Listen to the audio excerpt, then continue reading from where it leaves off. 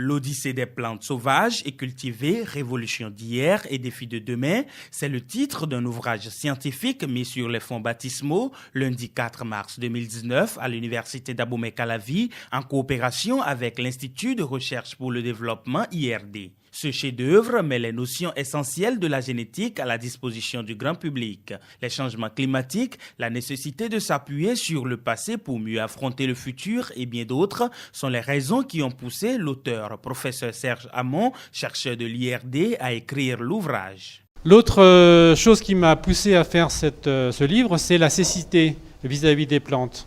En effet, quand beaucoup de gens vont dans la nature, qu'est-ce qu'ils regardent?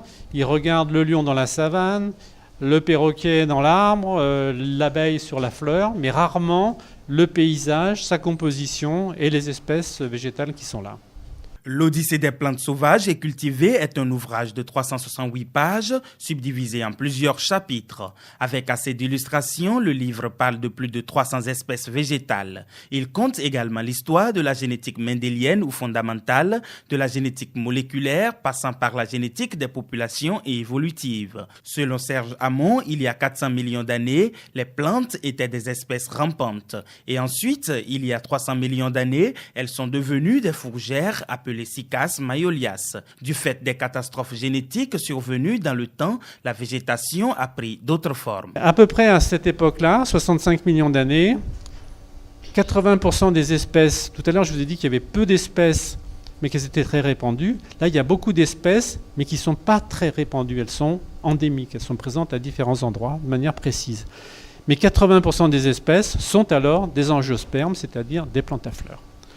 Plusieurs scientifiques, doctorants, étudiants, master et licence dans les domaines de la génétique, de la biochimie et autres ont répondu présents à ce lancement du livre. Parmi eux, la généticienne professeure Jeanne Zoundiekpon. Pour elle, au-delà du facteur temps, la variation des plantes dépend également des conditions écologiques selon l'espace. Quand le maïs a été introduit chez nous en Afrique ici, les sols n'étant pas les mêmes, les climats n'étant pas les mêmes, les maïs se sont adaptés à nos conditions écologiques.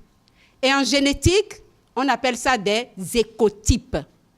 Donc le maïs qui est cultivé en Côte d'Ivoire n'est pas exactement le même cultivé au Bénin, et ce n'est pas le même maïs qui est cultivé en Ouganda, ou là où le théocinthe a été domestiqué. Le professeur Enoch Achigandako, directeur du laboratoire de génétique, d'horticulture et de sciences des semences, GBIOS, de l'UAC, affirme pour sa part qu'au-delà de la relation plante-plante, plante-écologie, les espèces végétales entretiennent également des rapports avec l'homme et surtout l'organisme. L'auteur, dans sa présentation, nous a caché cette partie.